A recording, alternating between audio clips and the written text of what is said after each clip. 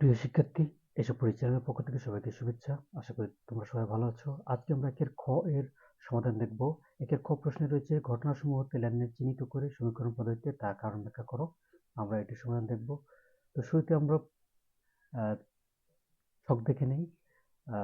ছকের 3টি কলাম থাকবে এবং যে কয়টি লেনদেন আছে সে কয়টি রো থাকবে। এখানে লেনদেন আছে 4টি, অর্থাৎ 1 তারিখের, 3 তারিখের, 5 তারিখ এবং 20 তারিখের। এই 4টি লেনদেন এবং শিরোনাম সহ মোট 5টি রো আমাদের টানতে হবে। কলাম 3টি থাকবে। চলো আমরা ছকটি দেখে নেই। শুরুতে আমরা লিখে নিব ঘটনাসমূহ হতে লেনদেন চিহ্নিত করে সমীকরণ পদ্ধতিতে কারণ ব্যাখ্যা করা হলো। ছক টানবো আমরা। যেমনিভাবে বলেছিলাম 5টি রো হবে। যে কয়টি লেনদেন থাকবে তার সাথে একটি রো বাড়াতে হবে, অর্থাৎ শিরোনামের জন্য। তো আমরা যদি দেখি এখানে 5টি রো রয়েছে, 1, 2, 3, 4, 5। তো এই অংশে শিরোনাম লিখতে হবে এবং বাকি অংশগুলোতে লেনদেনগুলো সমীকরণ পদ্ধতিতে ব্যাখ্যা করতে হবে। প্রথম কলামে লিখব তারিখ, দ্বিতীয় কলামে লেনদেন কিনা, এবং এই কলামটি একটু বড়ই রাখতে হবে। তো এই অংশে সাল লিখতে হবে, মাস ও তারিখ লিখতে হবে, এখানে লেনদেন এবং এখানে কারণ ব্যাখ্যা করতে হবে। আমরা দেখি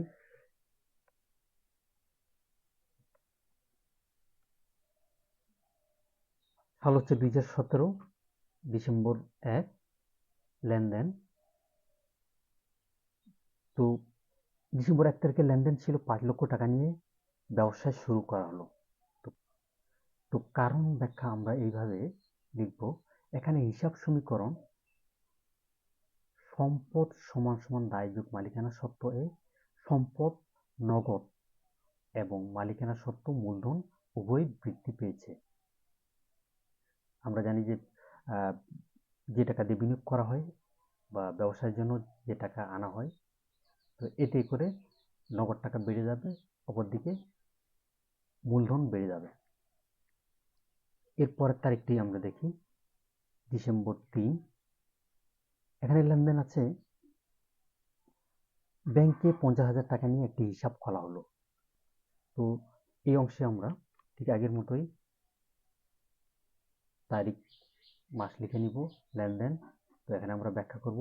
এখানে হিসাব সমীকরণ সম্পদ সমান সমান দায় যোগ মালিকানা সত্ত্ব এ, সম্পদ নগদ হ্রাস, যেহেতু নগদ টাকা ব্যাংকে জমা করা হচ্ছে, এবং সম্পদ ব্যাংক বৃদ্ধি পেয়েছে।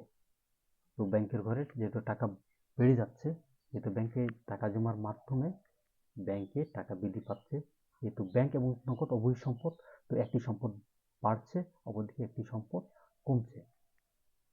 এবার আমরা পরের তারিখটি দেখব, 5 তারিখের, ডিসেম্বর 5, এটি লেনদেন। তো কারণ ব্যাখ্যা আমরা দেখি।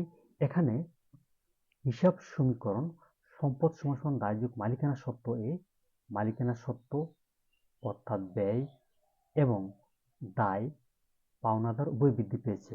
লেনদেনটি ছিল ধারে পণ্য ক্রয় 25,000 টাকা।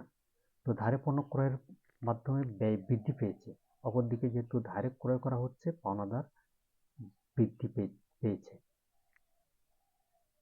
এবার আমরা আরেকটি লেনদেন আছে সেটি দেখি, ডিসেম্বর 20। ব্যাখ্যাটি হচ্ছে কারণ ব্যাখ্যা। এখানে হিসাব সমীকরণ সম্পদ সমান সমান দায় যোগ মালিকানা সত্ত্ব এ,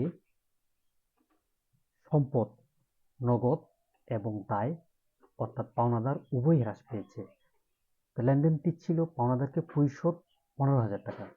তো পাওনাদারকে পরিশোধ করার মাধ্যমে নগদ টাকা কমে যাচ্ছে, অপরদিকে পাওনাদার যে টাকা পেত সেটি কমে যাচ্ছে। এই জন্য নগদ এবং পাওনাদার উভয় হ্রাস পেয়েছে। আশা করি তোমরা বুঝতে পেরেছ। ধন্যবাদ।